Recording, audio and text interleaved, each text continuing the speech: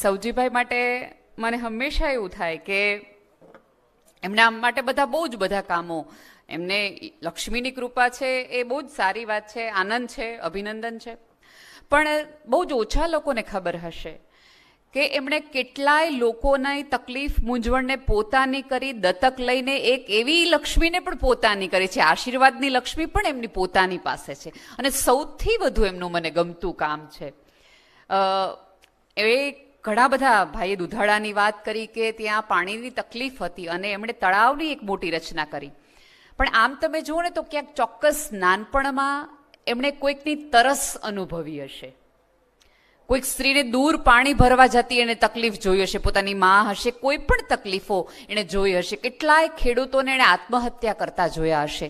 અને કોઈક બીજ એમના મનમાં આવ્યું હશે કે મારા ગામના, મારા પ્રાંતના, મારા શહેરના કે મારા ગુજરાતનો એક પણ માણસ તરસ સાથે આ પૃથ્વી પરથી જતો રહે તો એની તૃપ્તિ માટે હું પાણીની એક આયોજન કરું ને આવડું મોટું તરોડ કરી. એટલે એની માટે તમને ખાસ ખાસ પ્રણામ છે.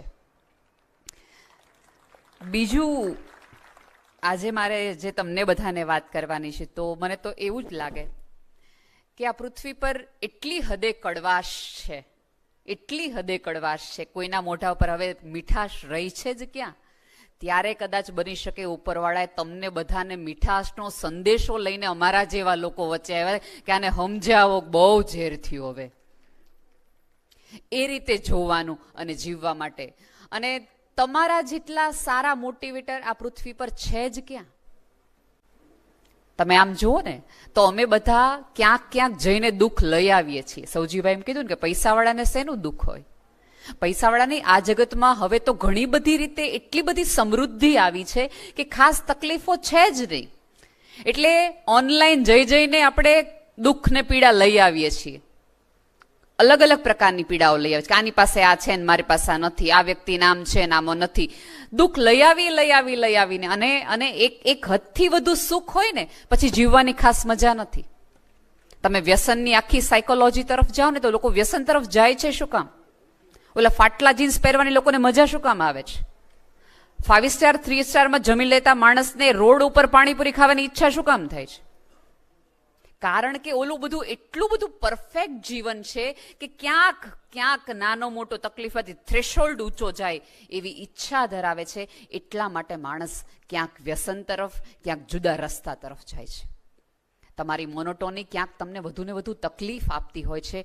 એટલા માટે જીવવાની પ્રબળ ઈચ્છા માટે ક્યાંક આપણે એ રસ્તા તરફ જઈએ છીએ.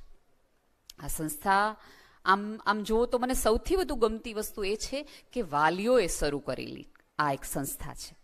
કારણ કે પોતાના સંતાનો માટે તો બધા જ મા બાપ કરી છૂટે, એમાં સહેજેય નવાઈ નથી, કરે જ, એનું કર્તવ્ય પણ છે, એનું રૂવાડું છે એટલે કરવાના જ.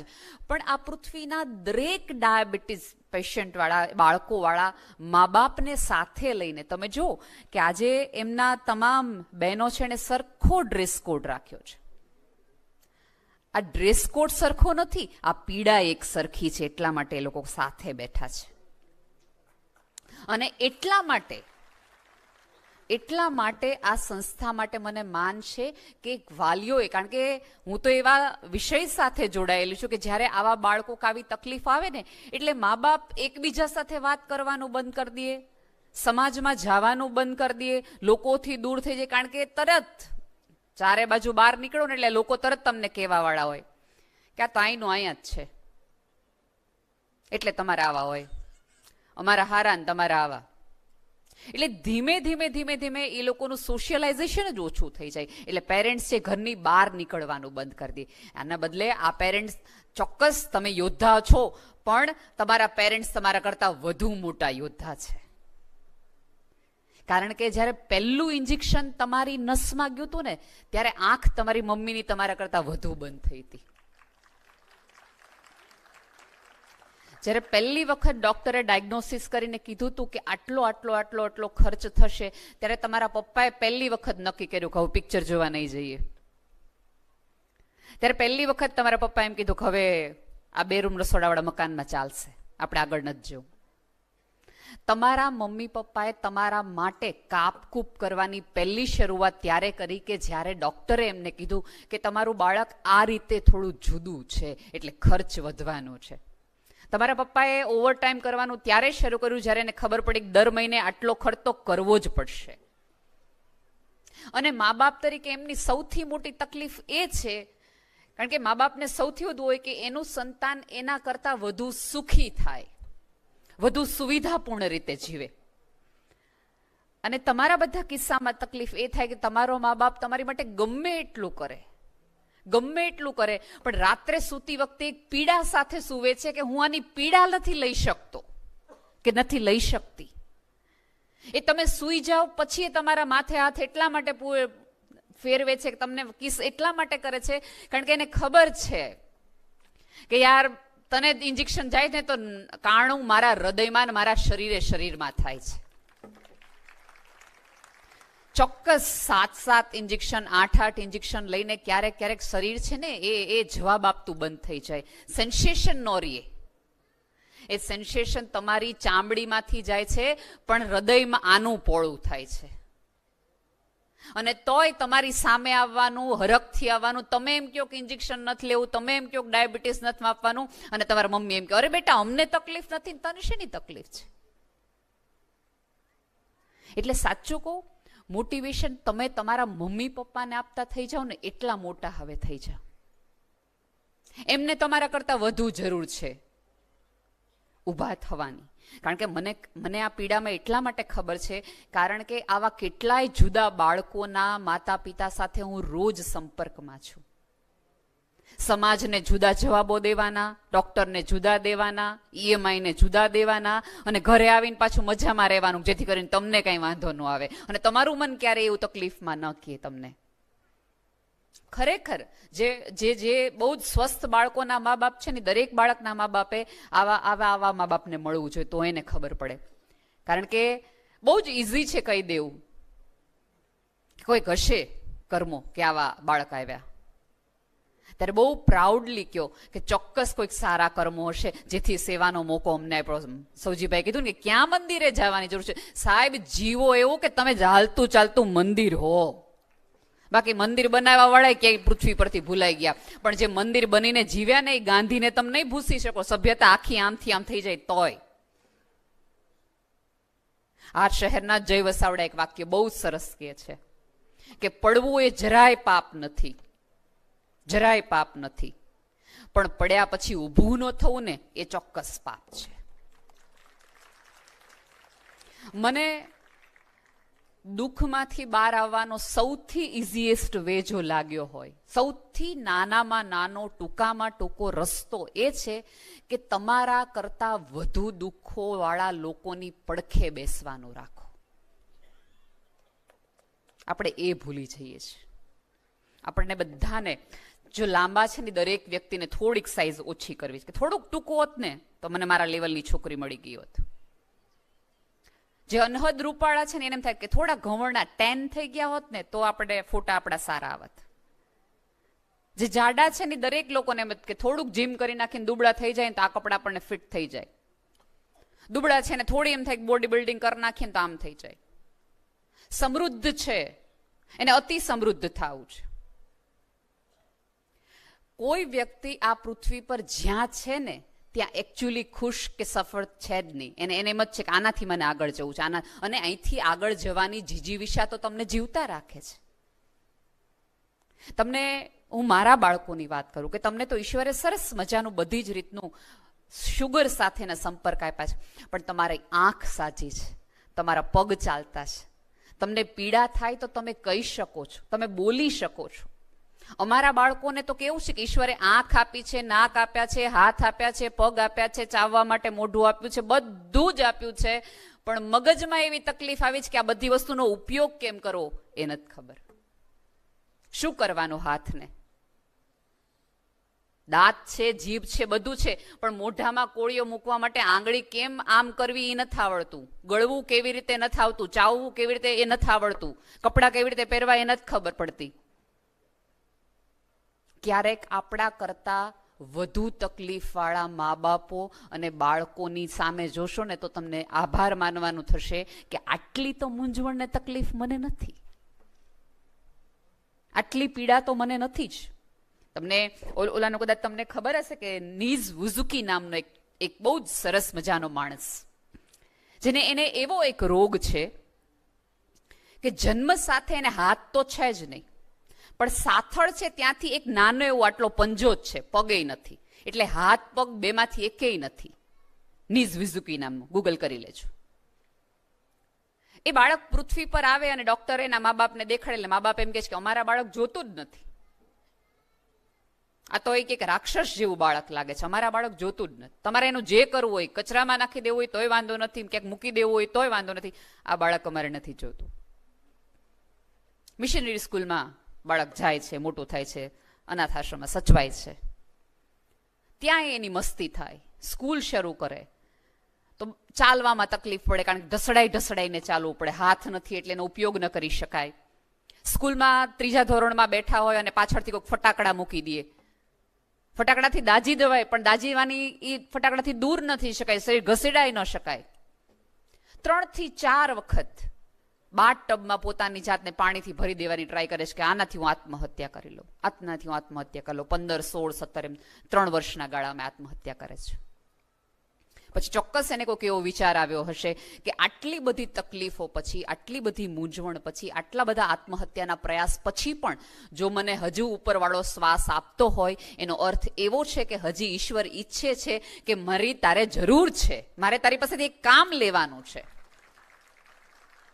અને સાહેબ 21મા વર્ષે એ ગ્રેજ્યુએટ થાય છે, ઓસ્ટ્રેલિયન અમેરિકન છે, હાથ અને પગ નથી તેમ છતાં વિશ્વના સારામાં સારા સ્વિમરમાં એનું નામ છે, સારામાં સારો વક્તા છે, મોટિવેટર છે અને લોકોને પ્રેરણા આપે છે. સરસ મજાની પત્ની છે, 2 બાળકો છે અને લોકોને એમ કહે છે કે મારા હાથ પગ ન હોવા છતાં જો હું જગતને સુંદર બનાવી શકતો હોય તો તમને તો ઈશ્વરે ઘણું બધું આપ્યું છે.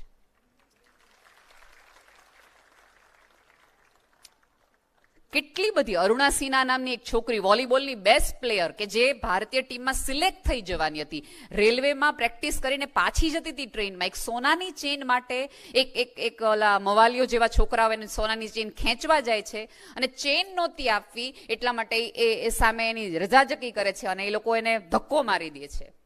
જેવો ધક્કો મારે છે એટલે રેલવે ટ્રેક ઉપર પડે છે અને બીજી સડસડાટ આવતી ટ્રેન એના 2 પગ લઈને જતા કરે છે. આખા લોકો પાસે આવે છે અને અરે રે બહુ કરી, તમારી દીકરી યારે તો બહુ ભરી વોલીબોલમાં સિલેક્ટ થઈ જાય, મતીને ગામનું નામ રોશન કરે, મતીને ઓલિમ્પિકમાં જઈ શકે એમ હતી, બહુ કરી, હવે તો આનું જીવન પૂરું થઈ ગયું, હવે તો આનું જીવન. એ છોકરી એક પણ વાર પથારીમાં રડતી નથી આટલા બધા ઓપરેશન પછી. અને પોતાની જાતને રોજ એવું કહે છે કે જે લોકો મારા મા બાપને આવું કહેવા આવી રહ્યા છે, જે લોકો મારા પીડાનું ગાન કરીને આવે છે, હું ઈચ્છું છું એક વખત એની આંખોમાં સ્વમાન જોયો કે મારા માટેની તાળી મારે જોડાવી છે. અરુણા સિન્હા પોતાના ઓલા પ્રભા ફૂટના એક સરસ આર્ટિફિશિયલ લીંબ લઈને એવરેસ્ટ ચડે છે, ભારતની જ દીકરી 2 પગ વગર. અને પછી દરેક ગામ લોકોની પાસે જઈને કહે છે કે હવે તમારે મારી માટે કંઈ કહેવું છે, કે જે મને એમ કહેતા હતા કે મારા મા બાપનું જીવન પૂરું થઈ ગયું, મારું જીવન પૂરું થઈ ગયું. આ જગતમાં તમને જ્યારે ઈશ્વર તમને તકલીફ કે મૂંઝવણ આપે છે ને, એનો અર્થ એ છે કે તમારી પાસેથી કશુંક નવું કામ લેવા માંગે છે. આ જગતના તમામ સર્જન પાછળ પીડા છે. એનું સૌથી મોટું તમારે કહ્યું તો તમારી માં છે, એને પૂછો પ્રસવની પીડા કેવી હતી. મેડિકલી પ્રૂવ છે કે આ પૃથ્વી પરની સૌથી વધુ પીડા છે પ્રસવની પીડા છે. પ્રસવની પીડા પછી એક સર્જન થાય એક બાળકનું. સારામાં સારા ચિત્રો છે આ પૃથ્વી પર એક દુઃખી માણસે દોર્યા છે. સારામાં સારી કવિતા છે આ પૃથ્વી પર એક દુઃખી, જેને પ્રેમમાં આમથી આમ થયું હોય એ માણસે લખી છે. સારામાં સારા શિલ્પો એ લોકોએ દોર્યા છે કે જેને જગતમાં સારા દ્રશ્યો જોયા જ નથી. પણ આપણને બધાને એવું છે, જગતની મોટામાં મોટી તકલીફ એ છે સાહેબ કે આ જગત છે એ સફળતાને સન્માન આપે છે, સંઘર્ષોને નહીં.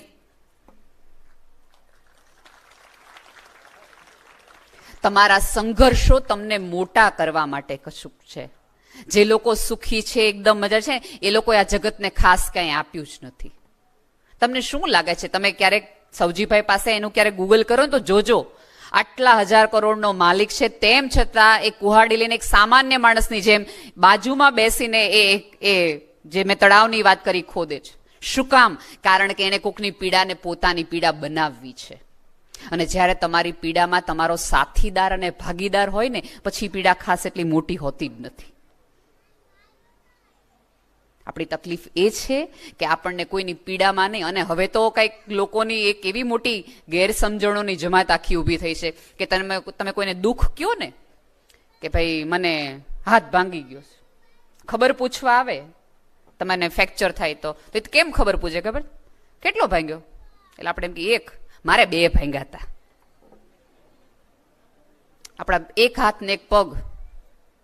શું થયું? તો આમ ટર્ન લેતો હતો ને, એક હાથ ને એક પગ. અરે ભલા માણા, મારા તો 2 પગ ને 2 હાથ હતા, કાંઈ ચિંતા જ કરવા જેવું નથી. એટલે દુઃખમાં પણ આપણને કોમ્પિટિશન કરવી છે કે તારા કરતા વધુ દુઃખ મારું મોટું છે. ઘણા બધા એવા તમારી આજુબાજુ પણ લોકો આવશે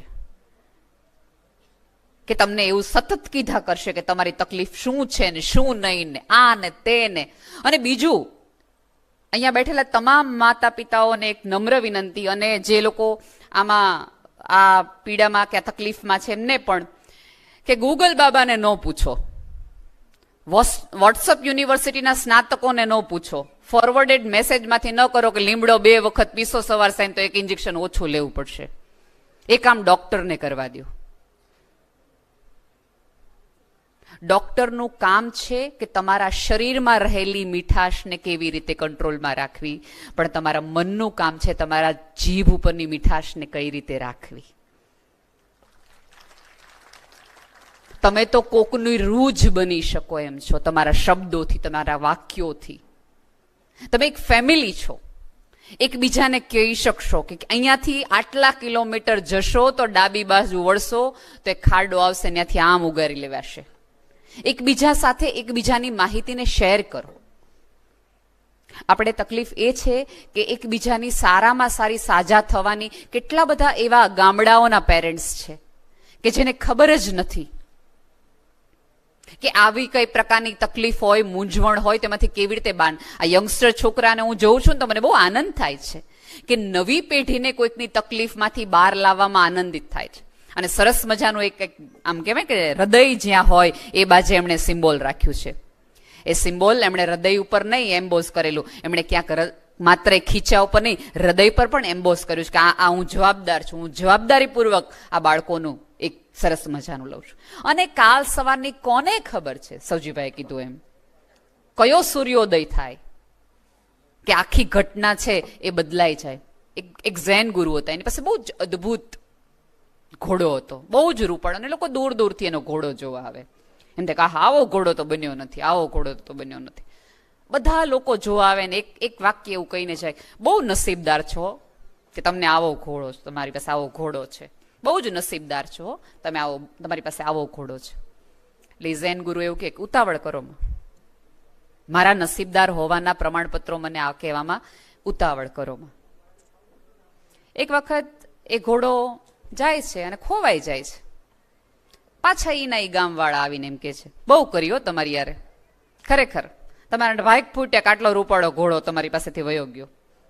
આ હતો તો તમારી પાસે કેટલા બધા લોકો તમને દૂર દૂરથી જોવા આવતા હતા, મળવા આવતા હતા. હવે આ ઘોડો નથી રહ્યો, તમને કોઈ મળવા નહીં આવે, તમારા નસીબ ફૂટી ગયા, તમારા ગ્રહોમાં કંઈક તકલીફ લાગે છે, જોડાવો કંઈક જ્યોતિષ. ત્યારે ઓલા ઝેન ગુરુએ સ્થિત પ્રજ્ઞતાપૂર્વક એવું કીધું કે ઉતાવળ કરો, ઉતાવળ કરો. થોડો વખત પછી એ ઘોડો આવ્યો અને જંગલમાંથી એના કરતા પણ વધુ સારો કહેવાય એવો ઘોડો લઈને પાછો એના ઘરે આવ્યો. એટલે ગામવાળા તો ઢોલ નગારા વાગીને ઉત્સાહથી, હવે ઓહો આપણા ગામમાં હવે પાછા લોકો આવવાના શરૂ થઈ જશે, આ આખું ગામ છે વર્ગમત થઈ જશે, આપણી પાસે એક ઘોડો નહીં, હવે તમારી પાસે 2 ઘોડા. તમે સાચું કહેતા હતા હો કે થોડી રાહ જોવો, ખરેખર તમે કહેતા હતા રાહ જોવો.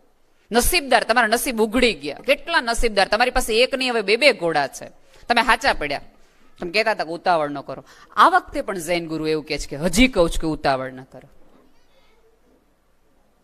માણસો પાછા જાય છે, એ નવો જે ઘોડો છે એના ઉપર પોતાનો જ દીકરો શીખવા જાય છે કે નવા ઘોડા ઉપર આપણે હોર્સ રાઇડિંગ કરીએ. જતી વખતે વળતી વખતે આવે છે અને પડે છે, ને એ જ પોતાના છોકરાના બંને પગ નિષ્ફળ જાય છે, બંને પગ તૂટી જાય છે ને એ પગ પછી ઉપયોગ ન કરી શકે, એટલે ચાલી ન શકે એવી સ્થિતિમાં આવે છે. ઈના જ ગામવાળા ફરીવાર આવ્યા. ખરેખરો બહુ કરી, તમારા નસીબ ફૂટ્યા કે આ નવો ઘોડો તો આવ્યો પણ તમારા દીકરાનો પગ લઈને ગયો. હવે ઘોડાને તમારે શું કરવાનું? તમારા ભાઈ 2 નહીં 200 ઘોડા હોય, તમારા દીકરા એકના એક દીકરાના પગ નથી. બહુ કરી, આ તમારી યારે અન્યાય થયો છે ખરેખર. ત્યારે શાંતિપૂર્વક ઓલા જૈન ગુરુ એવું કીધું, હજી કહું છું ઉતાવળ કરોમાં, રાહ જો, હજી કહું છું રાહ જો. દેશમાં યુદ્ધ થાય છે, કમ્પલસરી બધા જેને સંતાનો હોય એને સંતાનો નાખવાના હોય છે. યુદ્ધમાં તો જવું જ પડશે, દેશ હારે એવી સ્થિતિમાં છે. એટલે તમારા સંતાનોને મિલિટરીમાં ભરતી કરો. દરેકે પોતાના 1, 2, 3 સંતાનોને આપવા દેવા પડે. પણ ઓલો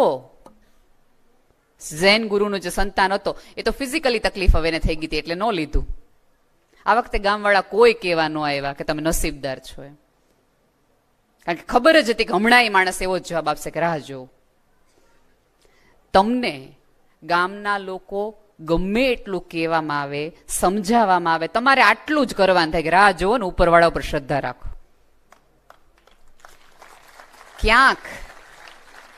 ક્યાંક આપણી અંદરની શ્રદ્ધા, ક્યાંક આપણા એફર્ટ્સમાં આપણે ઓછા પડીએ છીએ ને એટલે આપણને એવું થાય છે કે હું આની પાસે જાઉં, હું આની મૂંઝવણ. સાહેબ, આ જગતની ઇઝીએસ્ટ વે મેં કીધું એમ છે કે કોઈની તકલીફ અને મૂંઝવણને પોતાની કરો. અને મને અતુલભાઈ કીધું કે લગ્નમાં તકલીફ થાય છે. લગ્નમાં તો ખરેખર આમ જો ને તકલીફ એવી થવી જ ન જોઈએ. જો 2 લગ્ન જીવન ભેગા થાય ને એટલે કડવાશ તો ઘણી છે, 2 મીઠાશ ભેગી થાય તો કદાચ બની શકે જગત વધુ રૂડું થાય યાર. અને તમને ખબર છે લગ્ન કોની સાથે કરાય? જેની સાથે સુખી થઈ શકાય એની સાથે નહીં, પણ જેની સાથે તમને દુઃખ સહન કરવામાં વાંધો ન આવતો એની યારે કરાય. તમારું ટ્રાવેલિંગ કિટ કેટલી સારી, 1 જણના ઇન્જેક્શનમાં બધાય નાલી જાય, કાંઈ વાંધો આવે નહીં, પેકિંગમાં કેટલું ઈઝી પડે. અને કેવું છે કે આટલા વર્ષોના લગ્ન જીવન પછી દરેક પતિ પત્ની એકબીજાને એવું કહી છે, તને એકવાર માથું દુખે ને તો તને ખબર પડે કેટલી તકલીફ થાય, તો એક દી અહીં જાન તો તને ખબર પડે. પત્ની બિચારી એવું કહે ને કે મને માથું દુખે, તો પતિ તરત એમ કે રોજનું થયું તરત. એકબીજાની તકલીફોમાં નોર્મલ લોકોમાં આવી તકલીફ થાય. પણ તમે જ્યારે કોઈને એવું કહો કે આજે અહીંયા કઈ ફીલ નથી થતું, તો ઓલી વ્યક્તિને એ ફીલ ન થવાનો અનુભવ છે એટલે હાથ પકડીને એમ કહેશે કે તને હું તો ફીલ થાવ છું ને.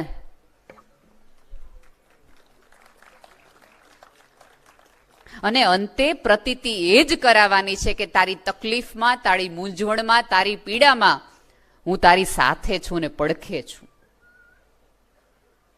એટલે લગ્નમાં તો એટલા માટે. અને બીજું કે ઘણા વખતે એવું થાય કે બધી રીતે સદ્ધર હોય, બધી રીતે તકલીફ હોય અને આપણને અપેક્ષાઓ જાજી હોય કે મને તો આટલું જ, મારે તો 4 જ ઇન્જેક્શન લેવા પડે છે, આને તો હાથ લેવા પડે છે.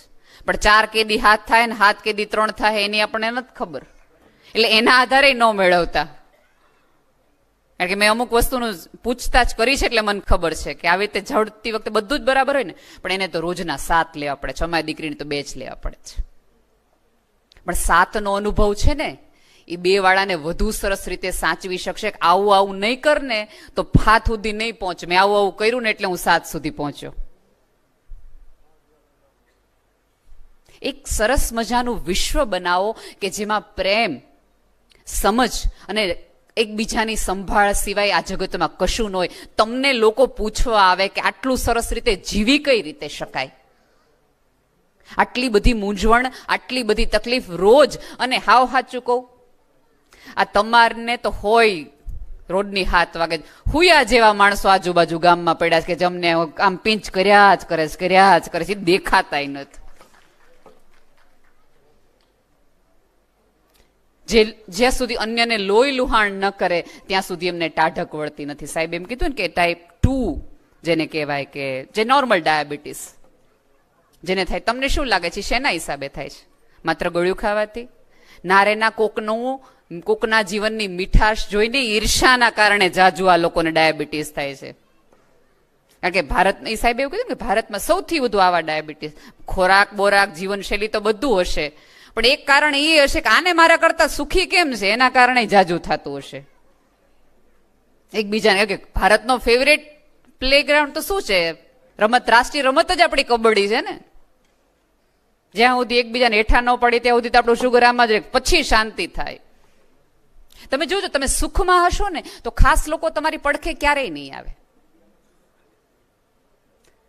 તમે ગાડી લેશો તમને કોઈ બાજુવાળો પાડોશી નહીં કેવા આવે, પણ તમારે ત્યાં મૃત્યુ થશે ને તો હરખે હરખે આવશે. અરે લાવો હું પાથરી દઉં, લાવો હું જમણવારનું કરી દઉં, લાવો હું આમ કરી દઉં. પણ આપણે ત્યાં તકલીફ એ થઈ કે આપણી શિક્ષણોએ, આપણા કોઈ પણ પ્રકારની વિચારધારાએ આપણને એ ન શીખવાડ્યું કે માત્ર શેરિંગ છે એ દુઃખનું નહીં સુખનું હોવું જોઈએ. એનું સાથે તમને એ સુખનો કંટાળો કેવો હોય. તમે સારામાં આ સોશિયલ મીડિયા અત્યાર સુધી બધાને ગમે છે શું કામ? કારણ કે એમાં શેરિંગ છે એ સુખનું છે. કે તમે ફોટો જોવો છો અને તમને 10 જણાને બતાવો છો કે જો તો ખરો આ સૂર્યાસ્ત કેવો હતો, આ કોફી જો કેવી સરસ છે, આ સ્વીટ જો કેવી સરસ છે. ઇન્સ્ટાગ્રામ ચાલુ કેમ ગયું આટલું સડસડાટ? કારણ કે મેં શેરિંગ સુખનું છે. જ્યારે જ્યારે તમારા થેલામાંથી તમારા અનુભવોના સુખના નીકળશે ત્યારે લોકો તમારી પાસે આવીને બેઠશે ને તમને એમ કહેશે કેમ જીવવું જોઈએ એ થોડુંક અમને કહો. આપણા બધાની તકલીફ એ છે, નથી આપણે કોઈને સુખ કહેતા, નથી આપણે કોઈને દુઃખ કહેતા. અંદરો અંદર આપણા ગણિત પ્રમાણે આપણે લોકોને સમજીએ છીએ. આપણી જુદી મૂંઝવણ છે કે આપણે જેવા છીએ એવા દેખાતા નથી, દેખાય છીએ આપણે એવા છીએ નહીં. એટલા માટે તો કરવું છે. અને બીજું કેવું છે બેટા કે તમને ડાયાબિટીસ છે, તમે આ તકલીફમાં છો, તમારી આ મૂંઝવણ છે, તમારા ઇન્જેક્શન્સ છે, એને જો અમે અમારી પોતાની કરી શકતા હોત, મેં કીધું એમ, તો તમારા મા બાપાએ પહેલા જ કરી લીધું હોત. આ કિડની દેવા જેવું સહેલું નથી. નહીં તો 2 કિડની દઈને તમને બચાવી લીધા હોત અને મૃત્યુ વાલું કર્યું હોત. પણ આ નથી લઈ શકાય એવી તકલીફ, નથી સહન કરી શકાય એવી મૂંઝવણ. ચોક્કસ પવન છે એ તમારી હોડીની દિશા તરફ નથી. યાત્રા કરવી અઘરી જ છે, મુશ્કેલ જ છે, એ સમજાય એવું છે, પણ પવન છે એ દિશામાં હોડી લઈ જઈએ તો થોડા કલેસા તો મારશે ને, સમય સંજોગો અને પ્રેમ. પણ આપણે ક્યાંક ને ક્યાંક મૂંઝવણો, અને હું હજી કહું છું કે તમે you are the best motivator. જે અમને લોકોને કહી શકો એમ છો કે બધું હોવા છતાં આટલા ડિપ્રેશન છે હેનું તમને.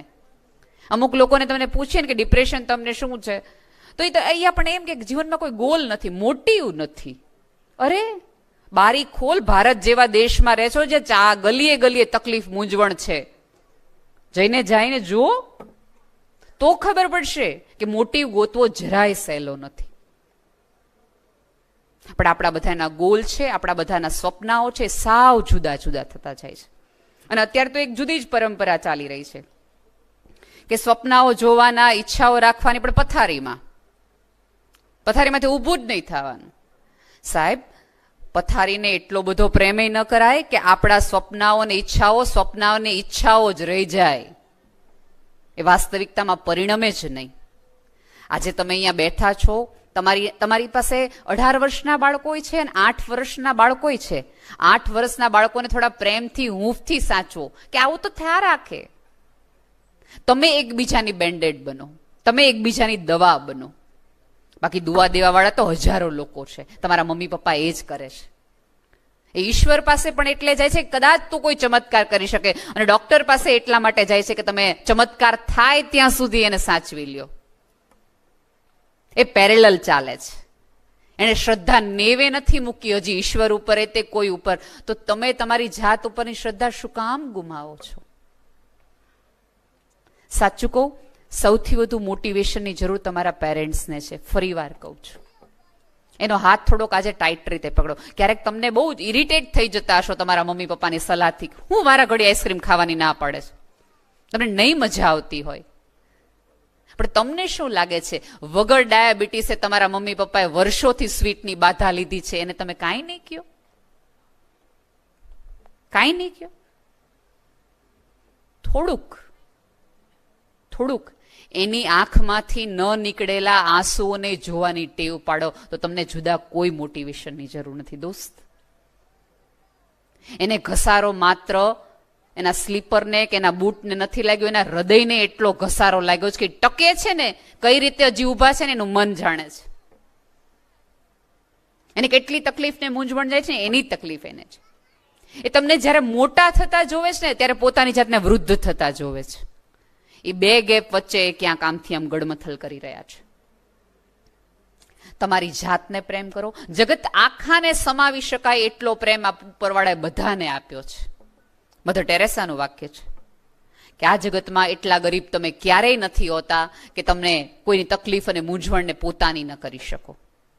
ખુશવંત સિંહ એક વખત એને એવું પ્રશ્ન પૂછ્યો તો નોબેલ પ્રાઇઝ જ્યારે એમને મળી ગયું હતું ત્યારે, કે તમે આટલા બધા લોકોની સેવા કઈ રીતે કરી શકો છો? તમને નોબેલ પ્રાઇઝ મળ્યું છે, તમે તેમ મધર છો, આટલા બધા કલકત્તાના, પણ આવા એક કોલેરાથી દર્દી હોય એ ઉલટી કરીને તમે ખોબો ધરો છો. જેને રસી નીકળતા હોય ને રસી તમે સાફ કરો છો. આવું હૃદય તમે લાવો છો ક્યાંથી?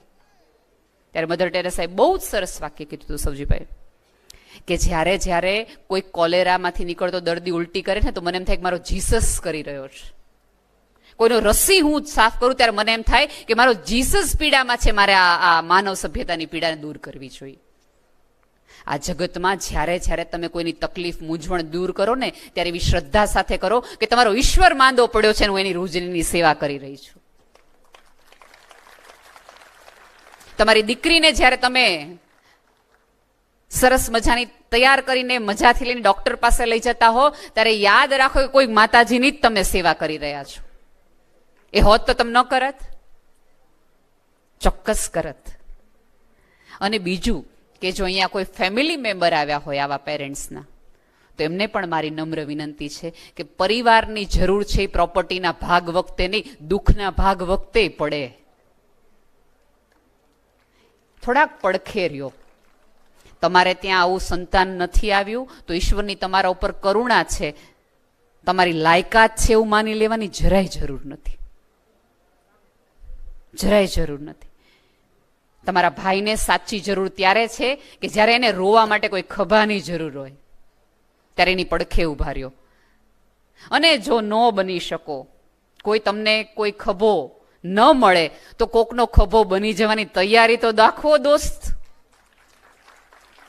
માની લીધું કે આ જગતમાં એટલી બધી ઈર્ષા છે, એટલી બધી તકલીફો છે, એટલા વાટાઘાટા છે, એટલા બધા મૂંઝવણો છે કે કોઈ કોઈનું થઈ શકે એમ નથી, કોઈ કોઈને પ્રેમ કરી શકે એમ નથી, કોઈ કોઈને નિસ્વાર્થ લાગણી દર્શાવી શકે એમ નથી, કોઈ કોઈને સંભાળી શકે એમ નથી. અગ્રી. આ 7 અબજની વસ્તીમાં એવો એક માણસ નથી. પણ પલોઠી વાળી અને ઉપરવાળાને એટલું તો કહી શકાય કે 7 અબજની તો નથી ખબર, પણ એક અહીંયા બેઠા છે. હું બનવાની મારી તૈયારી છે. આ બનવાની તૈયારી તમે કરો. આ આખું ફેમિલી સરસ રીતે તમારી બાજુમાં, તમારી પડખે ઊભું છે. એને જઈને પૂછો જ્યાં જ્યાં મૂંઝાવ છો. આ આખું ફેમિલી શું કામ તમારી વચ્ચે આવીને ઉભા રહે છે? ઓલા સાહેબે કીધું ને કે આવા મશીનો બનશે, આવા મશીનો બનશે. હજી સુધી આ સભ્યતા માણસ બનવાના મશીનો નથી બનાવી શકી. એ બનવા માટે એકબીજાની તકલીફોને પોતાની કરો. થોડુંક પોતાનું સુખ કોકના નામે કરો અને કોકનું દુઃખ લઈ આવો. આ ખોટનો ધંધો જરાય નથી. યાદ રાખજો, ઉપરવાળાને સૌથી ગમતો વ્યવહાર આ છે. ચોક્કસ આપણને એવું થાય કે ઉપરવાળો સ્વર્ગ બનાવ્યું હશે ક્યાંક, પણ ઉપરવાળાને હજી શ્રદ્ધા છે કે આ માણસ ક્યાંક નીચે સ્વર્ગ બનાવવા માંડે ને તો ઉપરની મારી નજરે તો હું ફરીવાર આવું આ પૃથ્વી પર. અને એ સ્વર્ગ તમે ત્યારે જ બનાવી શકો જ્યારે તમે કોઈના સ્મિતનું કારણ હોય અને કોઈના આંખમાંથી આંસુ લઈ લેવાનું, લૂછવાનું કારણ બનો. દોસ્ત, બાકી આ જગતમાં સંભળાવા વાળાની આખી જમાત છે. સંભળાવા વાળા તો ઘણાય મળી રહેવાના છે, સંભાળ લેવા વાળાની અછત છે.